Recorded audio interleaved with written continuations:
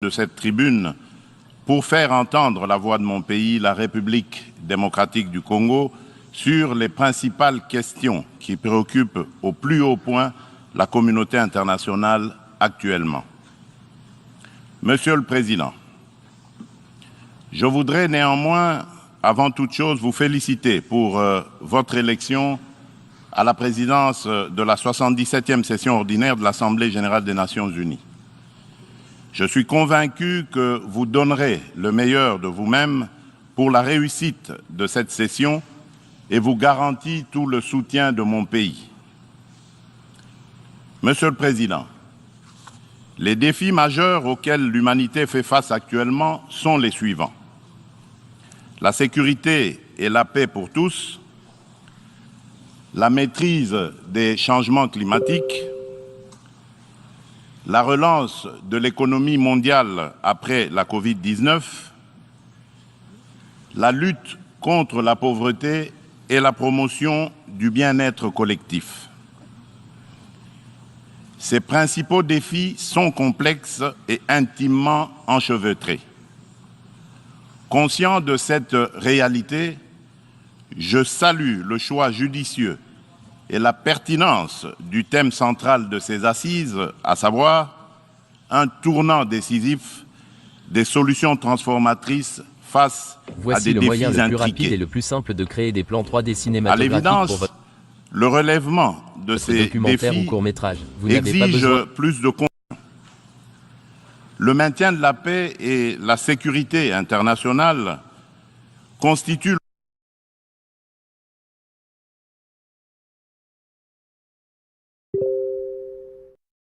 fondement et l'objectif primordial de la création de l'Organisation des Nations Unies.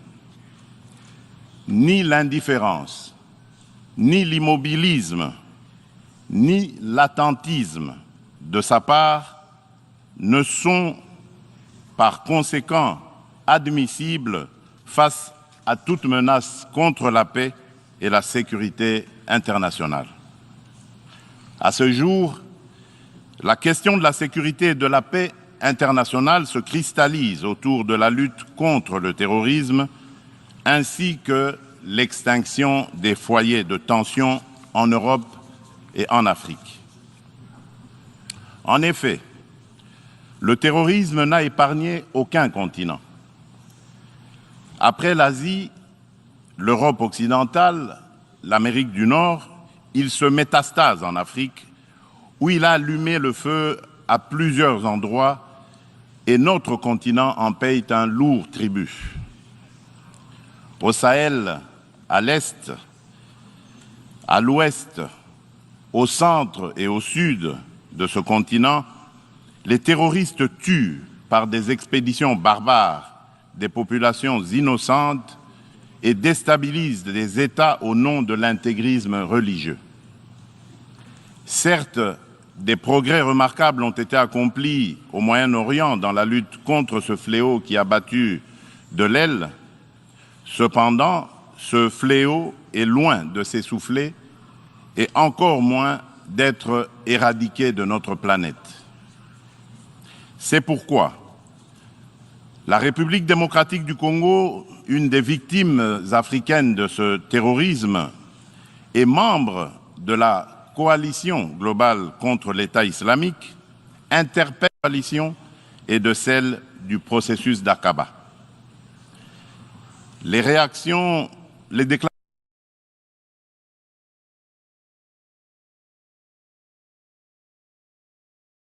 d'intention et les proclamations de foi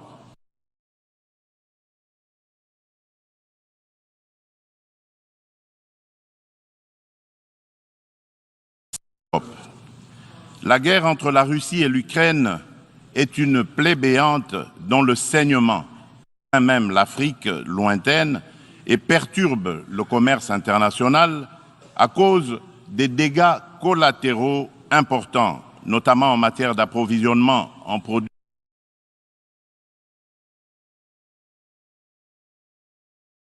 céréaliers et énergétiques d'origine ukrainienne et russe, nécessaires à l'alimentation des populations, ainsi qu'au fonctionnement des économies des pays importateurs. Il est impératif que les Nations unies interviennent avec diligence et plus de fermeté pour éteindre ce brasier, et ce, dans le respect absolu des règles du droit international. La République démocratique du Congo souscrit à la position de l'Union africaine et appelle toutes les parties au conflit à suivre la voie du dialogue et du droit préconisée par l'Afrique, qui a par ailleurs l'expérience de gestion des crises sécuritaires provoquées par des groupes armés dans certains de ces États. À ce sujet, les Nations unies savent que mon pays, la République démocratique du Congo, est victime d'une crise sécuritaire aiguë qui dure depuis plus de 20 ans à l'est de son territoire national. Tout observateur honnête et de bonne foi reconnaît que cette crise est causée principalement par les convoitises que suscitent ces fabuleuses richesses naturelles et les ambitions de puissance de certains de ses voisins. Le peuple congolais reconnaît l'implication des nations et des partenaires extérieurs bilatéraux de la République démocratique du Congo pour juguler cette crise récurrente.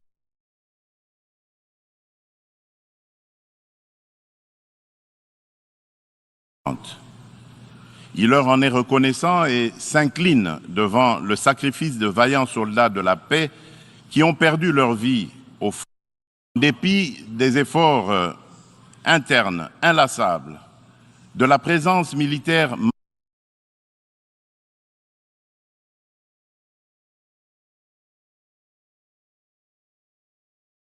massive de l'ONU au Congo et de son soutien diplomatique pendant 23 ans, le mal sécuritaire continue à ronger mon pays. Afin d'éradiquer définitivement l'insécurité, restaurer une paix durable et assurer la stabilité à l'est de la République démocratique du Congo, plusieurs accords ont été signés avec les groupes armés et même avec les pays voisins, sous la garantie de la communauté internationale. Des mécanismes nationaux et internationaux ont été créés. Toutes ces perspectives de règlement définitif du conflit n'ont duré que l'espace de quelques mois. Vite, l'architecture s'est fissurée et l'édifice s'est écroulé. Et on recommence toujours avec les mêmes tragédies. Depuis mon élection à la tête dans les provinces congolaises de l'Ituri, du Nord Kivu et du Sud Kivu, m'inscrivant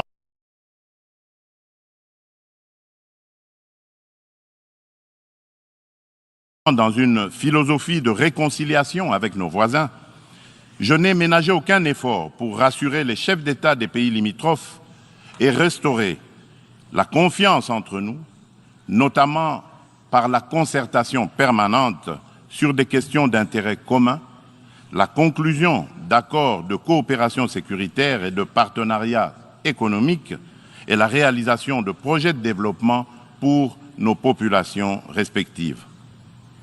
En dépit de ma bonne volonté, remercié par l'agression et le soutien des groupes armés terroristes qui ravagent doesn't like what one person says. Make no mistake though, this isn't about one person. L'Est de la République démocratique du Congo.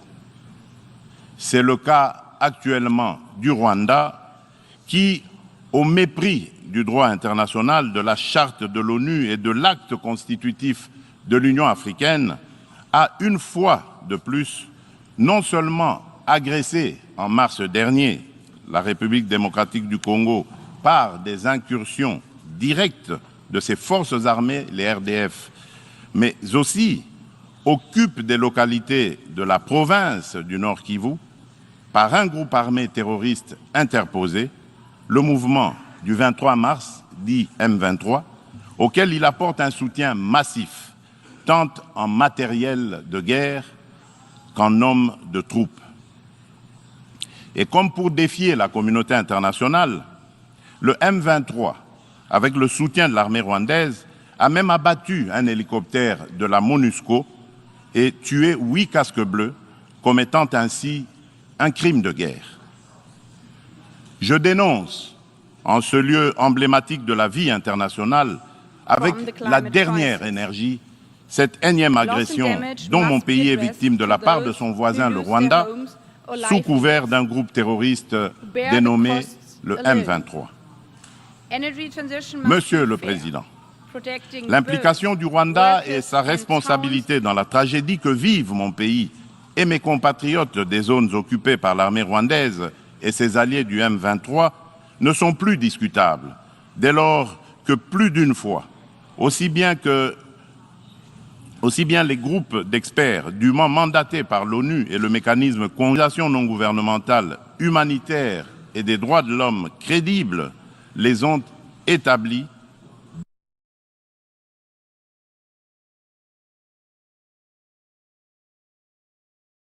dans des rapports documentés et objectifs à la limite du scientifique. Au demeurant, pour éclairer la communauté congolaise, réitère sa demande au président du Conseil de sécurité de distribuer officiellement aux membres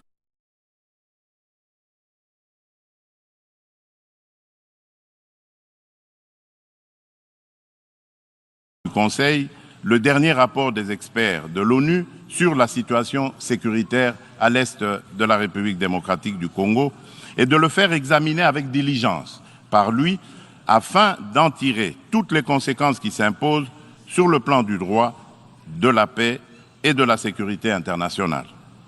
Il y va de l'image et de la crédibilité de notre organisation. Procéder autrement serait, d'une part, encourager le Rwanda à poursuivre son agression, ses crimes de guerre et ses crimes contre l'humanité en République démocratique du Congo, et d'autre part, nourrir davantage la suspicion légitime des Congolais sur l'impartialité de l'ONU, ainsi que la complicité de certains de ses membres dans ces crimes.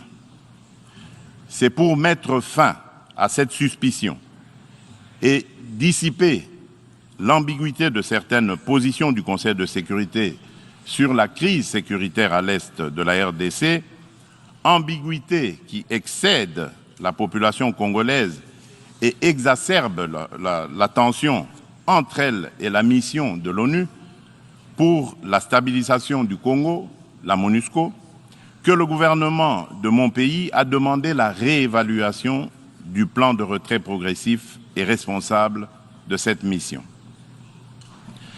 Cette démarche d'ajustement est exigée par le constat unanime, même au niveau le plus élevé de notre organisation, des faiblesses regrettables de la MONUSCO, ce qui affecte certainement l'efficacité et la légitimité de l'action, ne peut par conséquent nullement remettre en cause les relations entre mon pays et notre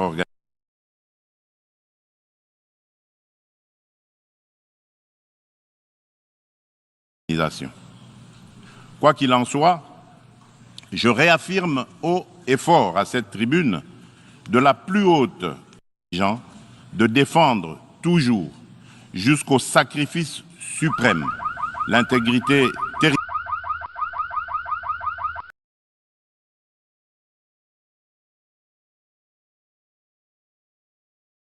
territoriale, l'indépendance et la souveraineté de leur pays, dans le respect, bien sûr, du droit international et des engagements pris au sein des organisations internationales dont il est membre.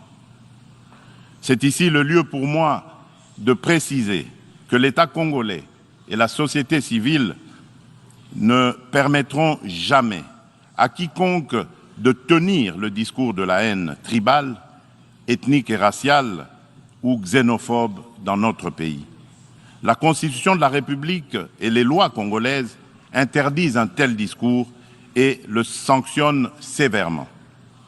Nul ne peut donc prétexter de ce discours imaginaire pour justifier des aventures criminelles au Congo, diviser les Congolais et fragiliser l'unité nationale à laquelle tous mes compatriotes tiennent. La République démocratique du Congo n'est pas et ne sera jamais génocidaire. De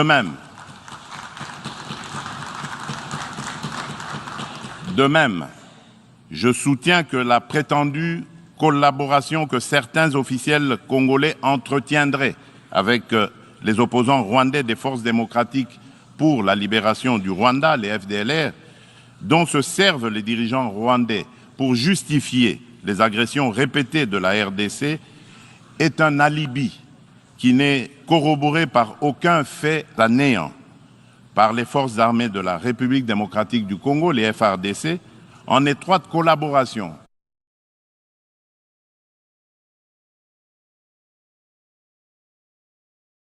avec l'armée rwandaise dans le cadre des opérations conjointes menées il y a quelques années. La République démocratique du Congo a en outre rapatrié plusieurs éléments des FDLR et leurs familles. Dès lors, les Congolais se demandent de quel FDLR parle-t-on? Quel est le mètre carré du territoire rwandais occupé par ces fantomatiques FDLR? À quel lieu précis du sol rwandais a-t-on jamais vu un jour un soldat congolais? Quoi qu'il en soit, la République démocratique du Congo reste disponible pour toute action répressive contre tout groupe armé qui tenterait de troubler la paix et la sécurité dans un pays voisin et dans la région des Grands Lacs.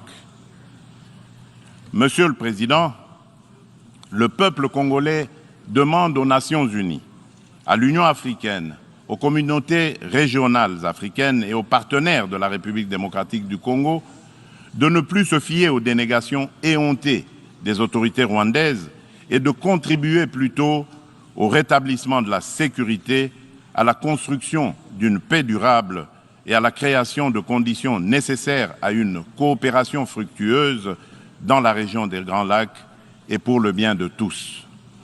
À cet effet, il est nécessaire de voir ceci. 1. Rendre effectif le retrait immédiat du M23 des localités occupées, le retour des déplacés congolais de ces localités à leur domicile et la cessation sans condition du soutien de l'armée rwandaise à ce groupe terroriste, selon l'esprit et la lettre de la feuille de déclaration successive du Conseil de sécurité de l'ONU, du Conseil de paix et de sécurité de l'Union africaine,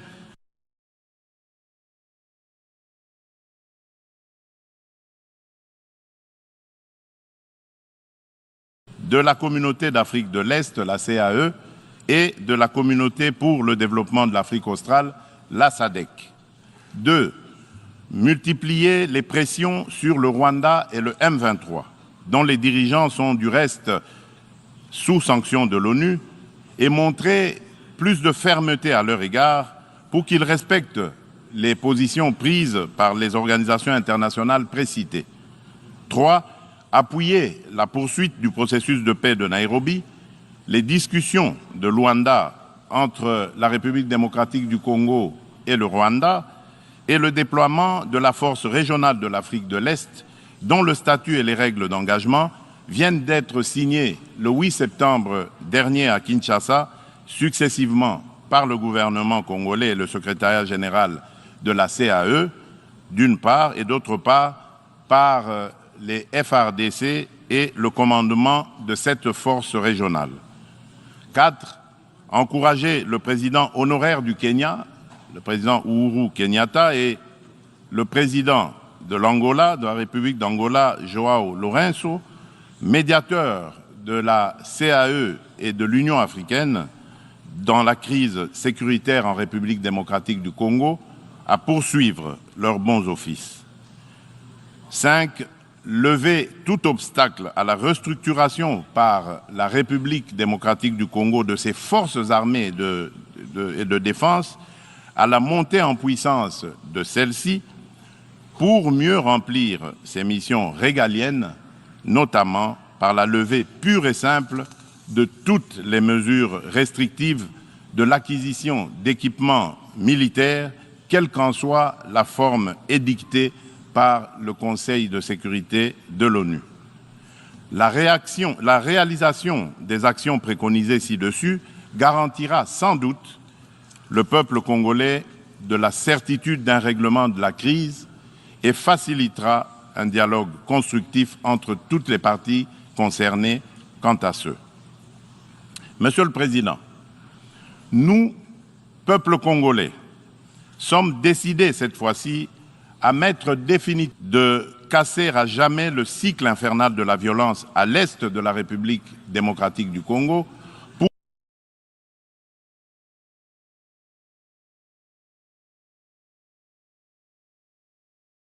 pour stabiliser la région des Grands Lacs afin de tirer le plus grand bénéfice de ses potentialités économiques ainsi que de sa riche. Ces changements posent deux problèmes fondamentaux, à savoir la mise en œuvre d'un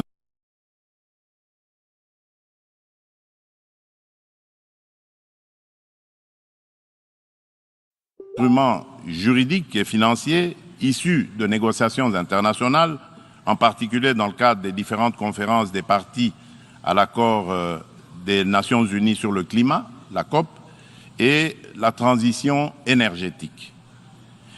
Il est temps, d'une part, de mettre fin à l'exécution sélective des engagements souscrits par les pollueurs et d'autre part, de compenser au nom de la justice climatique les efforts fournis par les pays moins pollueurs, dont ceux de l'Afrique, pour préserver l'environnement dans l'intérêt de toute notre planète.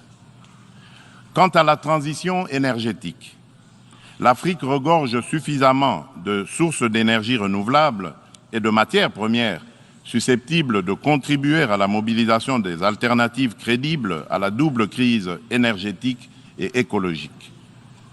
De ce point de vue, il est important de relever que la République démocratique du Congo compte parmi les principaux producteurs de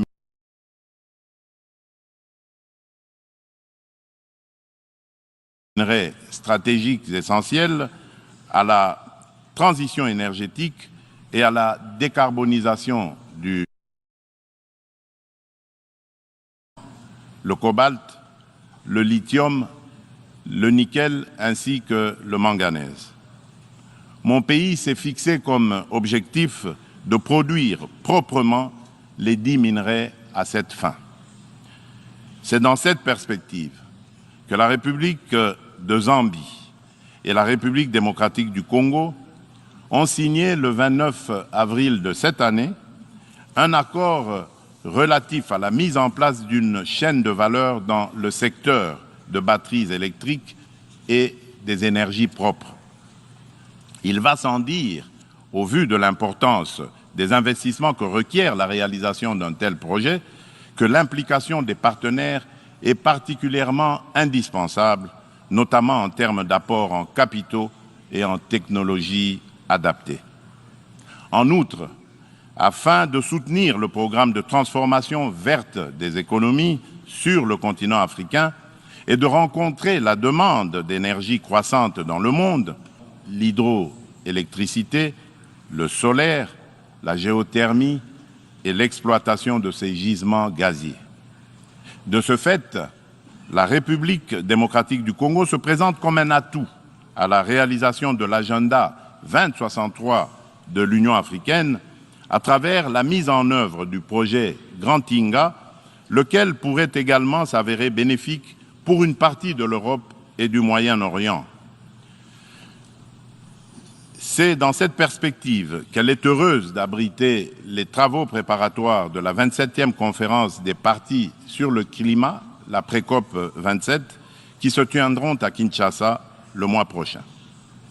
Monsieur le Président, je saisis cette opportunité pour apporter de la lumière sur le volet environnemental de l'appel d'offres lancé le 28 juillet dernier par mon pays pour l'exploration de ces 27 blocs pétroliers et 3 blocs gaziers, appel qui semble faire inutilement polémique sur la place publique internationale. À ce sujet, il convient de rappeler qu'aucun instrument juridique international pertinent ratifié par la République démocratique du Congo ne lui interdit d'exploiter ses ressources naturelles pour cause de protection de l'environnement ou par crainte de l'aggravation du réchauffement de la planète. Ensuite, l'accord de Paris de 2015 reconnaît aux pays en voie de développement le droit d'émettre le CO2 pour le développement, mais en prenant des précautions. Ainsi, le gouvernement de la République démocratique du Congo s'est fixé comme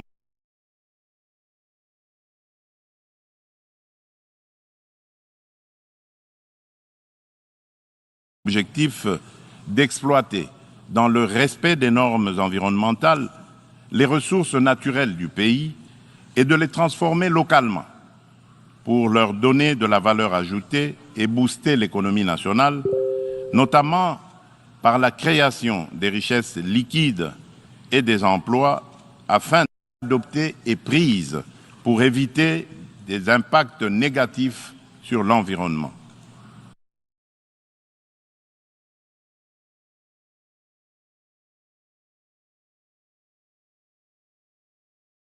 Elle prévoit, à l'instar d'autres pays d'Afrique et d'Europe qui ont relevé ce défi, l'exercice de contrôles gouvernementaux efficaces. Il est question pour la République démocratique du Congo d'atteindre ses objectifs économiques et sociaux en préservant ses forêts et en continuant de demeurer le pays solution pour la lutte contre le réchauffement climatique. Mon pays reste ouvert à la coopération avec tout partenaire disposé à l'aider à l'atteindre ses objectifs.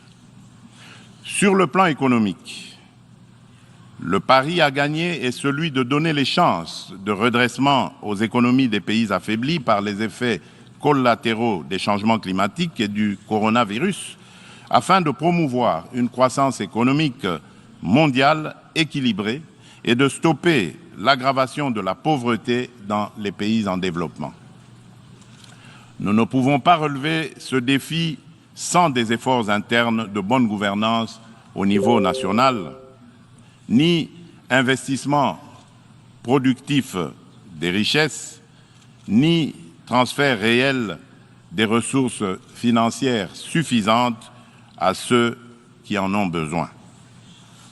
C'est pourquoi la République démocratique du Congo plaide pour la concrétisation de la proposition de cession par les pays riches d'un pourcentage de leurs droits de tirage. Conférence de Paris sur la relance des économies post-Covid-19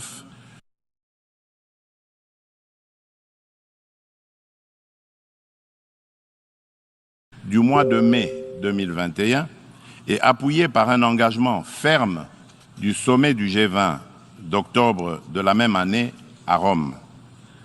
En tout cas, toute facilité d'accès aux ressources additionnelles en faveur des pays éprouvés par les changements climatiques et la Covid-19 sera la bienvenue. De même, l'allègement du fardeau de la dette des pays à faible revenu devra demeurer une préoccupation permanente qu'il convient d'intégrer difficile par suite des effets pervers de la pandémie de Covid-19, la République